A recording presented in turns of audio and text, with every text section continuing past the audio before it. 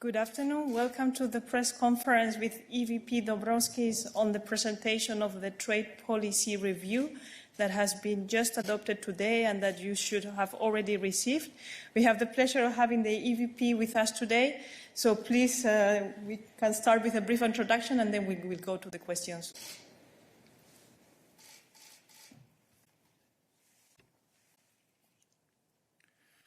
Good afternoon, ladies and gentlemen. Today, the Commission is pleased to set the new course of European trade policy. This communication will be our key reference document for the coming years. Europe is rethinking the role of trade and trade policy in a world characterized by more geopolitical conflict and economic upheaval. Let me say three key words that define our strategy: open, sustainable, assertive. It is around those three concepts that we will want to build a new consensus. We reached out to EU governments, the European Parliament, businesses, civil society and citizens. What we found is a clear expectation that trade policy should serve our people and our values, as well as supporting growth and job creation. We need to strengthen Europe's focus on multilateralism. We want a global rulebook that is up-to-date, fair and sustainable. We need a trade policy that supports Europe's wider ambitions. We aim to transform our economy to achieve climate neutrality and boost our competitiveness in a well-regulated digital market. Our strategy must support our workers and businesses, and it will shore up our defences against unfair trade practices. We need open trade more than ever to support our recovery from COVID-19 crisis. Already, 35 million jobs in the EU depend on trade, and these are high-quality jobs. Competitive gains from global trade have increased wages by 12%. We believe there is a potential to build on this strong foundation, but to do so, we must look outside our borders. This is economic reality. 85% of global growth will take place outside Europe in the next decade. So even if the current crisis feeds the temptation to look inward, this is not the answer. The EU has substantial trade surplus, so by turning inward, we can only make our economic outlook worse. The right answer to ensure Europe's prosperity is to keep trading with our global partners. We have a strong network of trade agreements to help us, 46 deals with 78 partners. Therefore, while we aim to ratify the agreements and complete ongoing negotiations, we will put stronger focus on extracting maximum value from existing deals. This will help our companies, in particular our SMEs, to find new opportunities and to speed up the recovery. We must not forget that 2 out of 3 jobs in Europe are provided by SMEs. But for global trade to work, it must be underpinned by proper global rules. The World Trade Organization has for decades provided the stability that is necessary for trade to expand, allowing countries to develop by integrating into global economy. But global rulebook is outdated. It no longer guarantees a level playing field. It does not respond to the sustainability and digital challenges. Accordingly, we have published a detailed EU agenda for reform of the WTO.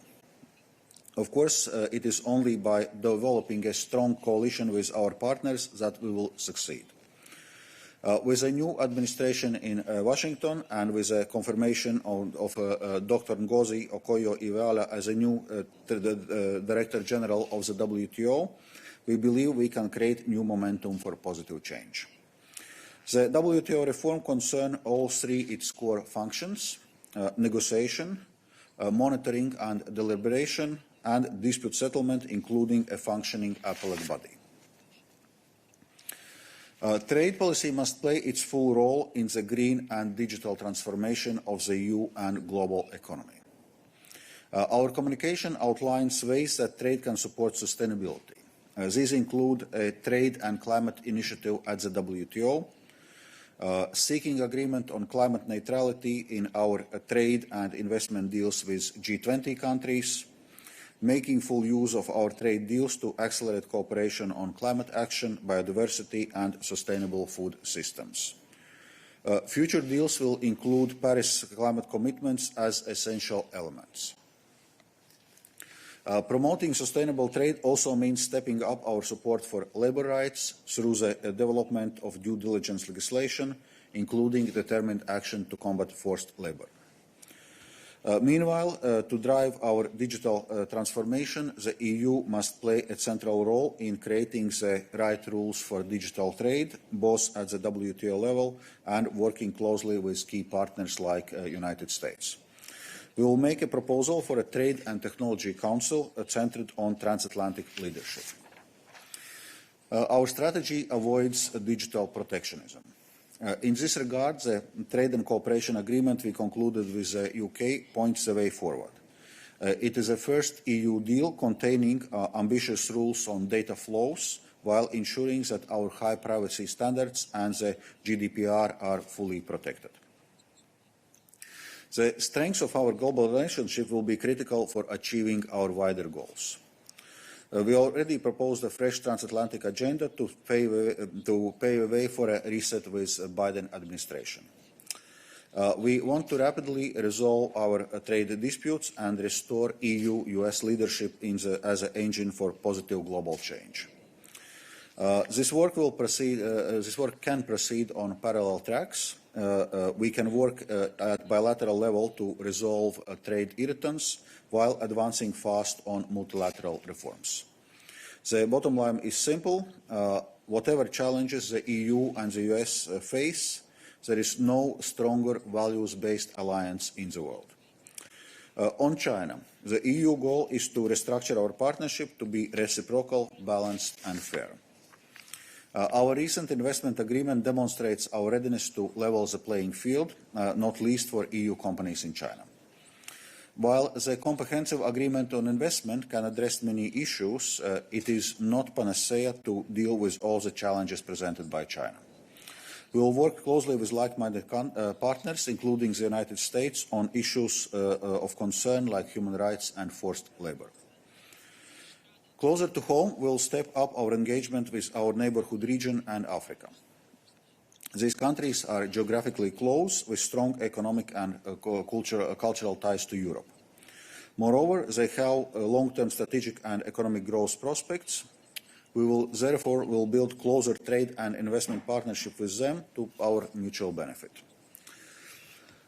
We do not forget, of course, our commitment to other parts of the world, particularly the burgeoning Asia-Pacific region, the source of so much future economic growth. We reaffirm our commitment to conclude a series of FTAs with the partners in the region, notably with Australia and New Zealand. And we will continue to advance our work on Latin and Central America, where we are working towards the ratification of deals with Mercosur and Mexico, and we are also committed to conclude an agreement with Chile. The EU will be more assertive in pursuing our interests and protecting ourselves from unfair trade practices. Europe plays by the rules, and where necessary, we will be proactive in upgrading those rules. Our WTO reform plan will address issues such as competitive neutrality, subsidies, and state-owned enterprises. But we also need to strengthen our own capacity to level the playing field and defend ourselves when our partners do not play by the rules. This will include preparation of the anti-coercion instrument and exploring options for an EU strategy for export credits. We will also be doing more on implementation and enforcement. European businesses and workers need to benefit from the agreements that we have negotiated. We will develop new tools to support our companies, particularly SMEs, and we must ensure that our partners respect their commitments both on market access and on environmental and labour rights. Already last year, we appointed a Chief Trade Enforcement Officer and upgraded the EU enforcement regulation. This shows our willingness to take a tougher approach, and we will follow through. We are also conducting a review of our action plan to make the implementation and enforcement of trade and sustainable development chapters more effective. The results of this review will help us to determine our next steps. To conclude, ladies and gentlemen, this communication presents a distinct European approach that we call open strategic autonomy. We believe a new consensus on trade policy is necessary, both within the EU and at the global level. This communication is a strong basis to engage with our partners in building that consensus. Thank you. Thank you very much, EVP. Now I open the floor to questions. The first one is Anna. Anna, please. Hi, thank you. Commissioner Dombrovskis, you told us that sustainable is one of the 3 key words for the new trade policy. I'd like to know how it affects the trade agreement with Mercosur. And also, a lot of members have already stated that they will not ratify this agreement as it is. So I'd like to know if there are concrete measures to get this agreement through all those criticisms and denials. Thank you so much. As regards EU-Mercosur deal, as I already outlined in introductory remarks, indeed our intention is to continue to work towards ratification of our agreement with Mercosur. And we are well aware of concerns and criticisms surrounding this agreement, not least to the issues linked with deforestation of Amazon.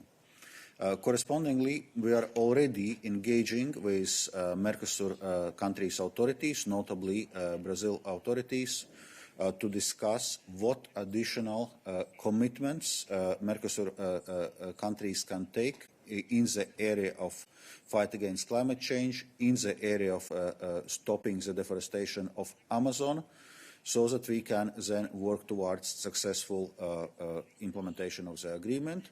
And I would say the reactions from Mercosur countries are positive. They are ready to engage in this work and ready to indeed do those additional commitments, notably on deforestation. And we hope that that will pave a way towards successful ratification of agreement. We are also working in a close cooperation with Portuguese presidency right now, which is very active in actually supporting and advancing this agreement. Thank you. Next question goes to Wei Hua. Wei Hua, please take the floor.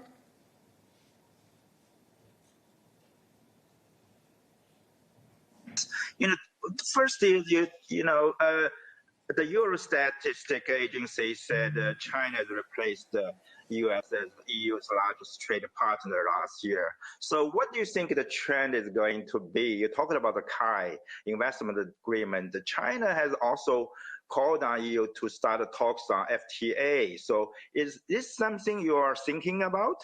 Second is that have you heard from the new U.S. administration how they are going to deal with all those Trump's punitive tariffs, such as on steel, aluminum, including, punitive tariffs mainly on China, which are having impact on EU globally? Thank you. Thank you. So on our cooperation in China, it's clear that China's role in the global economy has increased very substantially over the last decades, and China is on the course to become world's largest economy in the coming years. So clearly the engagement with China is very important in this regard. So right now we have concluded in principle comprehensive agreement on investment. And already there we have envisaged the next step in our cooperation with China, which would be the work on investment protection agreement. So that's probably the next practical step as we say forward. And we also hope for China's constructive engagement on the work on the WTO reform, because there are many issues which needs to be addressed, which are to the extent also addressed in our comprehensive agreement on investment, questions regarding the level playing field, questions regarding the market access, the role of state-owned enterprises in the economy and how they adhere to the principle of competitive neutrality, forced technology transfers, intellectual property rights, just to give some examples. So we hope for China's constructive engagement in all those questions. Well, as regards the US tariffs, well, indeed, we already have signaled from the EU side that we want to engage very closely with US, both on resolving our bilateral trade irritants, but also cooperating closely on the multilateral issues, including WTO reform. Well, as regards the tariffs, we have signaled from the EU side our willingness to suspend tariffs from both sides, of course aiming at elimination of these tariffs, and that concerns both steel and aluminium tariffs and tariffs imposed as a part of Airbus-Boeing dispute. Well, as you know, the new US trade representative is not confirmed yet, so we expect those negotiations to start in earnest once the new US trade representative will be in place. Thank you. The next one in the list is Jérôme. Jérôme, please.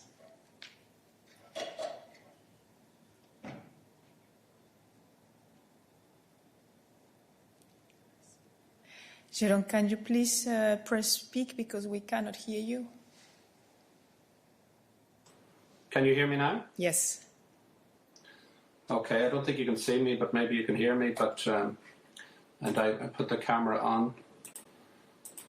Yeah, sorry about that. So, Executive Vice President, you'll remember earlier this week that the head of the European Stability Mechanism, Mr. Regling, was talking about the dominance of the US dollar vis-a-vis the euro, and I suppose a good example of this relates to the inability of businesses in the European Union that wish to do legitimate trade with Iran. They're being blocked from doing so.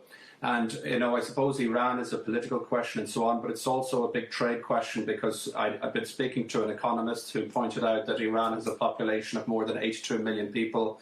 And before the US sanctions, they were talking about, you know, they were signing contracts with Airbus and EU car makers and so on. So, like, there's big business to be had there. Now Iran says that Joe Biden is dragging his feet in terms of the going back into the Iran nuclear deal. So if you could just talk a little bit perhaps about that US dollar issue and the fact that maybe the euro needs to become more dominant. I'm sort of paraphrasing Mr. Regling, but that's more or less what he was saying. And the potential there with countries like Iran that so far have been impeded because of the US position. I think this is more. These are more questions concerning not today's trade policy review, but our recently published communication on our, so to say, external economic outlook, including questions concerning the strengthened international role of the euro, because indeed that is one of the policy directions. We are working already since 2018, and there are many positive developments. And we are committed to continue this work to strengthen the international role of the euro, including in international trade for invoicing, including in developing of energy benchmarks, including as international reserve currency, and also developing pan-European instant payment systems and using euro more in payments also across, not only within the EU, but also outside the EU. So this work is ongoing, and this definitely will help to strengthen the resilience of European economy and also indeed make European companies less dependent on US dollar transactions. Another element which we are assessing in this communication is how to strengthen the resilience of European economy, European companies against illegal application of third country, illegal extraterritorial application of third country sanctions. For this we have a blocking statute which we are looking how to update it, and looking also at what are other policy tools at this disposal. Thank you. Thank you. The next question is for Tom. Tom, please.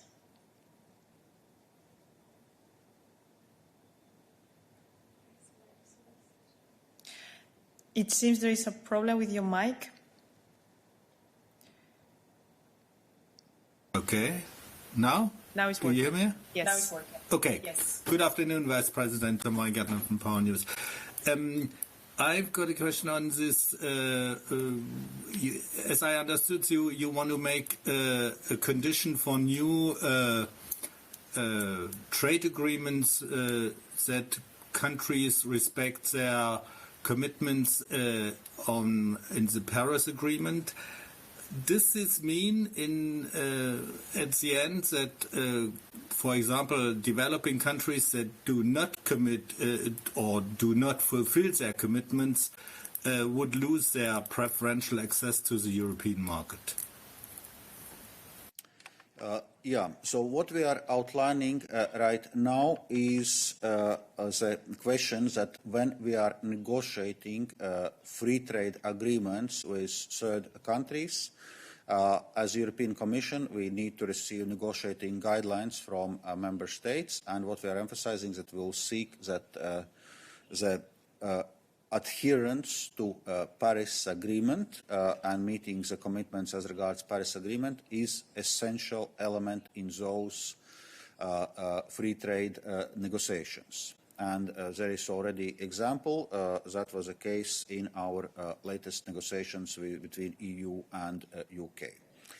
As regards unilateral preferences, which we are granting in a context of a general system of preferences and general system of preferences plus and everything but arms initiative, we will be soon starting also the review of a general system of preferences, where indeed we will seek also to strengthen the sustainability of how we are implementing general system of preferences, but this review has not started yet, so it's premature now to comment on exact tools and instruments which we could use in this regard. Thank you. The next one is Jana. Jana, please.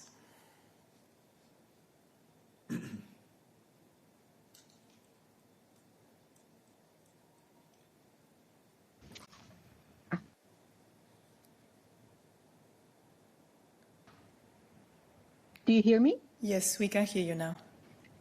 Thank you very much. Thank you. Executive Vice President, what struck me in reading the document is that there is fairly little actually that is said on Asia, especially post-Kai. I would have imagined that the EU wanted to think about what it does with the rest of the region in terms of trade policy. Could you elaborate more on this? What are you going to do with Asia more concretely? And is the EU abandoning its promise to Taiwan to start investment agreement negotiations after the conclusion of Kai with mainland China? Thank you.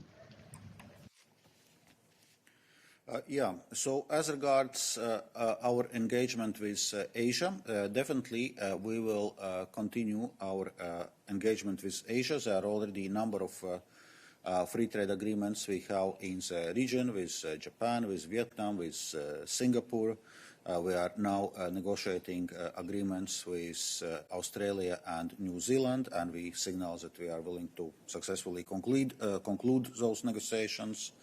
Already mentioned after the next step on a comprehensive agreement on investment, which is now concluded in principle, but still needs to be ratified. As a next step, we see the work on investment protection agreement, and that's actually reflected in the KAI itself.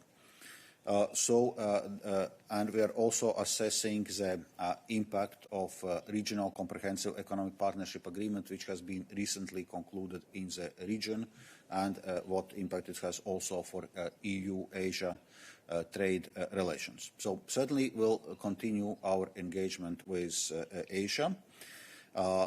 Recently, also to mention, we had a high-level economic dialogue between EU and India, and so we are also exploring options, what can be done, among other things, in the area of trade in a view of EU-India summit, which will take place in May.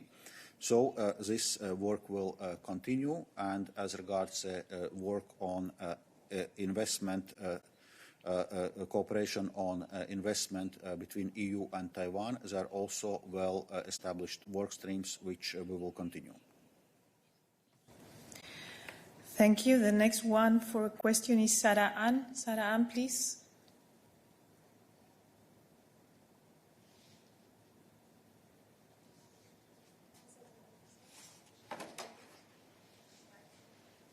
Sarah Ann. Can you hear me? Sarah Ann. Yes, we can hear you now. Yes, we can hear you now. All right. Thank you. And Executive Vice President, could you please tell us some more about what paths you're currently envisaging to make trade and sustainable development chapters more effective and more enforceable? And also just a quick question on to what extent can KAI be a mixed agreement? Thank you.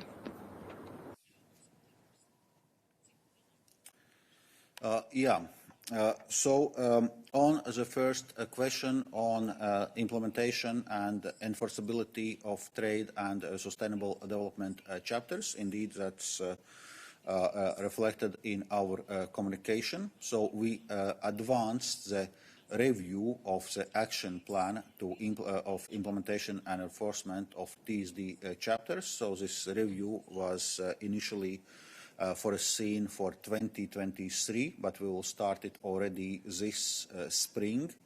And in parallel, we will launch a comparative study to assess what are the options, ways of having a link between fulfillment of the commitments in a TSD chapter and tariff liberalization. And it will be outcome of this review and the results of this study on which we will be basing our next steps. So this issue is clearly on agenda and well reflected in our communication.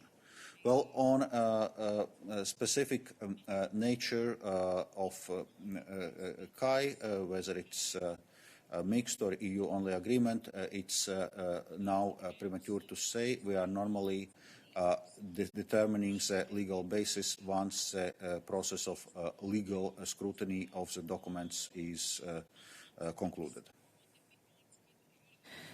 Thank you. Next question for Catherine. Catherine, please. Hello. We saw you, but we lost you, Catherine. Please try again. Okay. Yes. Is that working now? Yes. Okay, sorry. I missed the beginning of the question, so I hope this question has not already been asked. But in the document, I can only see one very short reference to the carbon border adjustment mechanism. So given that this document, this communication, is all about, or at least partly about sustainable trade policy, do you see that as a central plank of a future policy? And if so, why is there so little on it in this communication? As regards carbon border adjustment mechanism, it's something which has already been clearly announced and communicated in the framework of European Green Deal. It's reflected also in a Commission's work program. So in a sense, we do not need to announce the carbon border adjustment mechanism because it's already announced and work is already well advanced.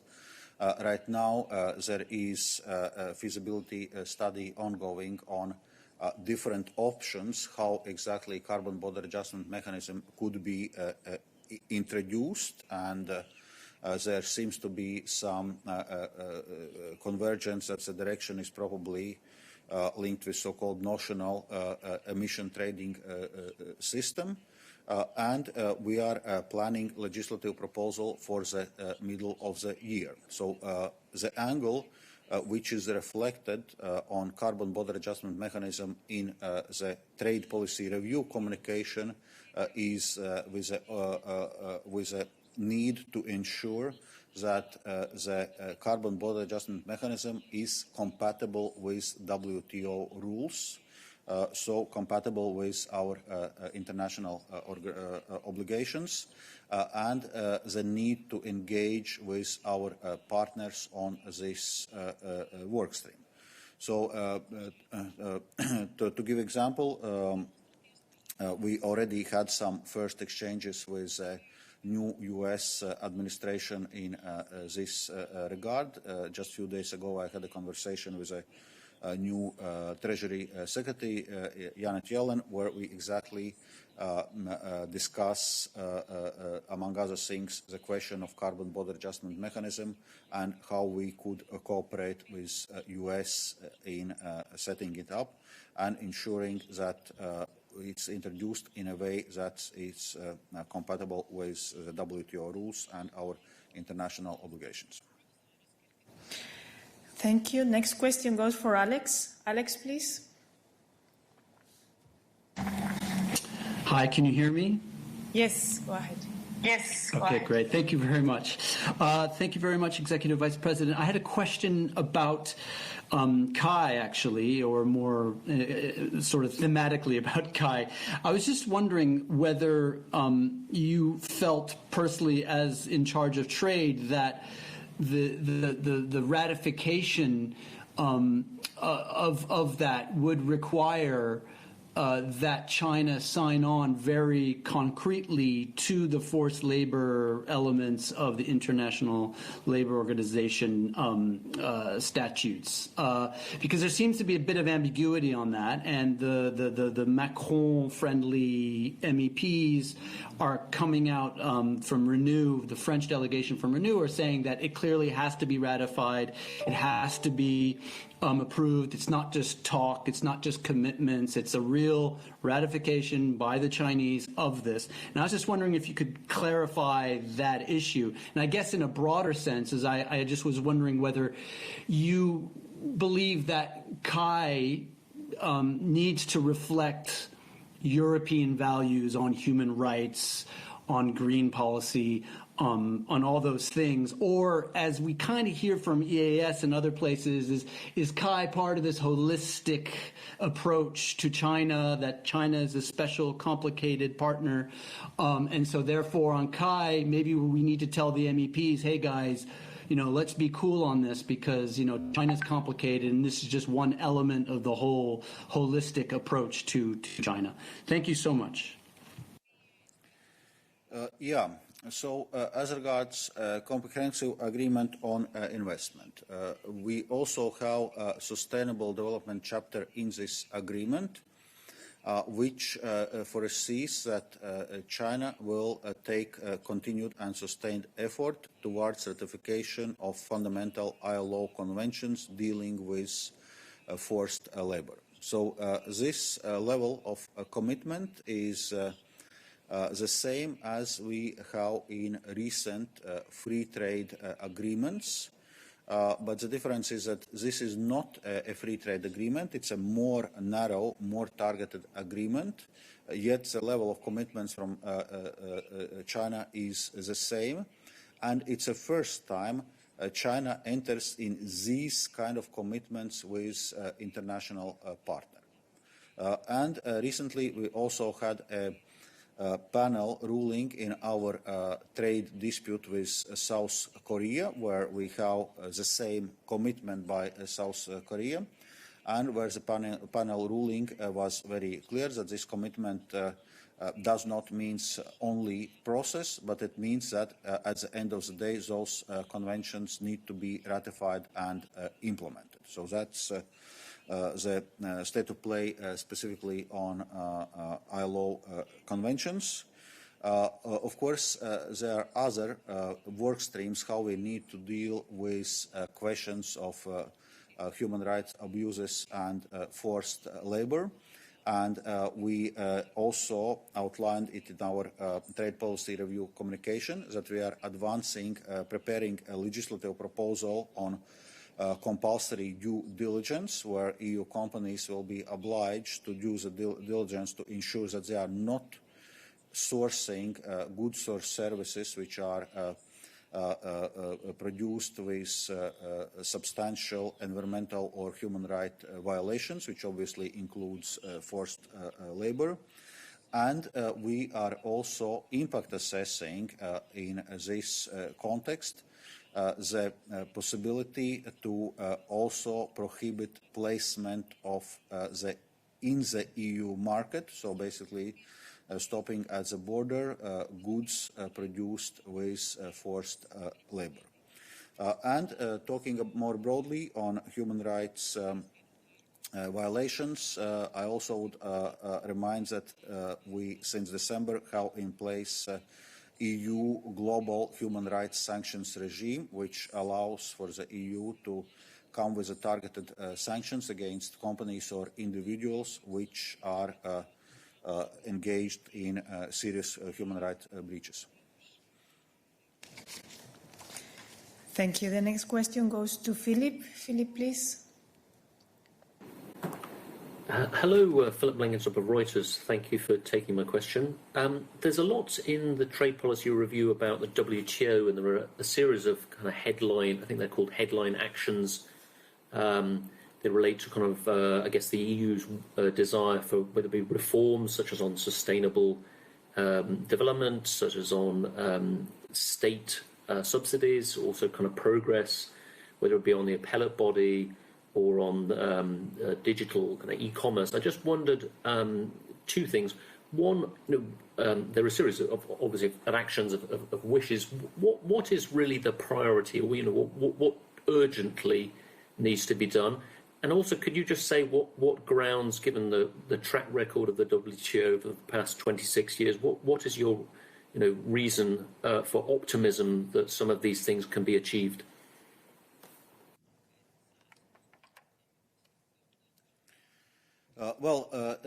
Indeed, on WTO, that's exactly the issue that we see that there are substantial problems in functioning of the WTO. It concerns both its negotiating function, its monitoring function, its dispute settlement function. So that's why WTO reform is needed.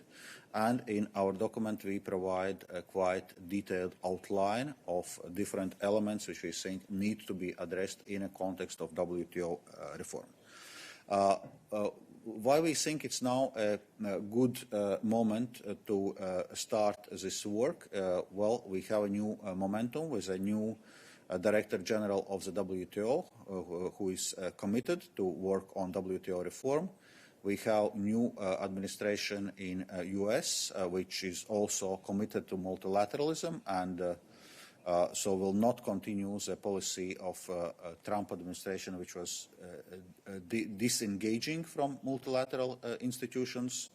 So I think it all provides for a good starting point for those negotiations. It's clear that we will need to build a broad consensus, so we plan to reach out to broadly to WTO membership, so it concerns not only US but also China, India, African countries, Ottawa Group, other members. because we need to build a consensus around this. And of course, it's not going to be easy, but we think we have right now a good starting point.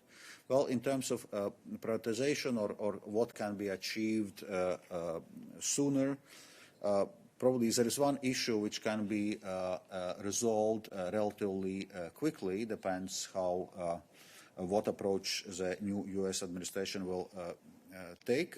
This concerns notably the blockage of the appellate body. Why appellate body is now not functioning is that U.S. previous administration, Trump administration, was blocking nominations to appellate body. So just deblocking this process of nominations would help to restore the functioning of the appellate body.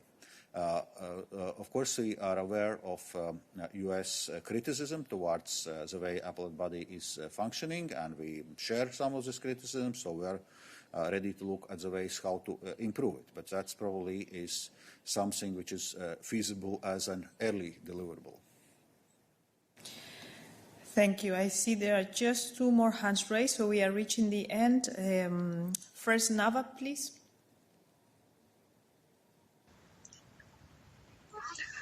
Yes, thank you very much. Nawab Khan from the Kuwait News Agency. Mr. Executive Vice President, how do you see the future of trade relations between the EU and the 6-member Gulf Cooperation Council? And secondly, how do you see the chances of the resumption of FTA negotiations between the 2 blocs? Thank you.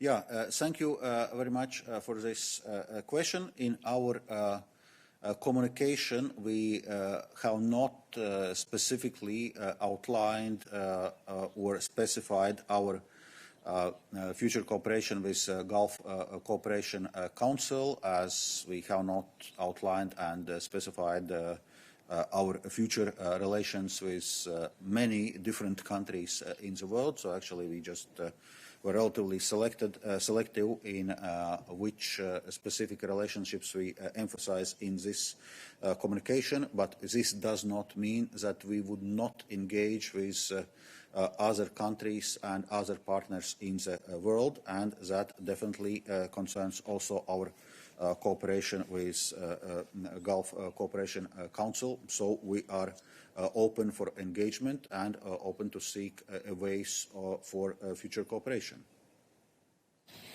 Thank you. And the last question for Mas. Mas, please.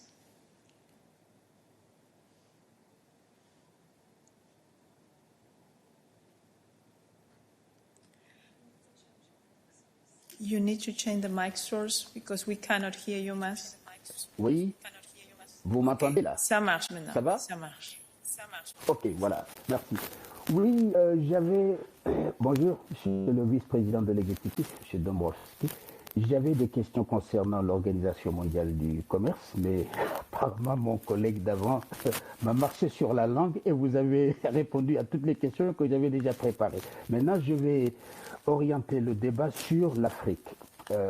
Sur la révision de votre politique commerciale, il y a des aspects qui concernent le continent africain. Vous êtes passé très rapidement sur l'Afrique. Est-ce que vous pouvez revenir plus en détail pour qu'on sache exactement ce que vous envisagez de faire vis-à-vis de l'Afrique, sachant que il y a une zone de libre-échange économique qui a été mise en place et qui devrait normalement faciliter vos échanges avec le continent africain, puisque au lieu de traiter avec des pays de façon unilatérale, bilatérale plutôt, vous traitez avec un bloc de pays, 54 pays. Je crois que ça devrait quand même vous intéresser, et que je sache, l'Union européenne n'a pas encore précisé sa position ou en tout cas une appréciation concernant la mise en place de cette zone de libre-échange. Merci.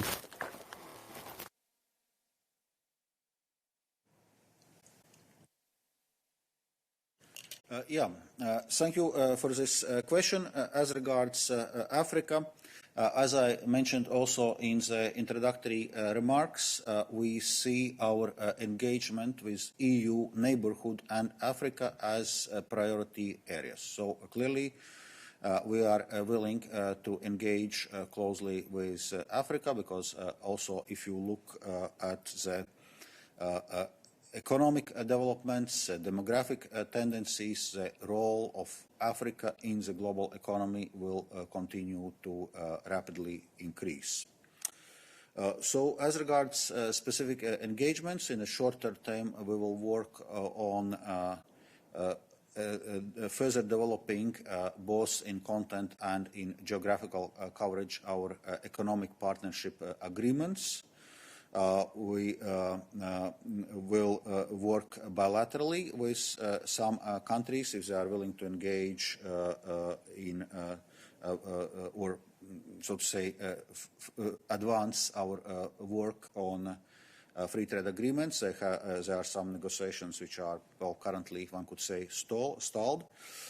And as regards the continental free trade, African continental free trade area, actually we support this initiative, and we have been discussing also it, for example, in recent, well, not so recent anymore, but EU and African Union college-to-college meeting. So from EU side, we are supporting and willing to facilitate this continental free trade area in Africa. Of course, we are aware that there are still many challenges which needs to be overcome before it really becomes functional.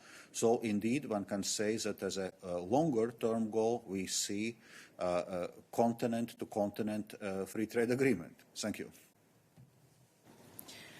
Thank you very much. We have now reached the end of the press conference. I would like to thank the EVP for his availability and his clear explanations, also the interpreters and the logistical staff that have been helping us. Have a nice afternoon.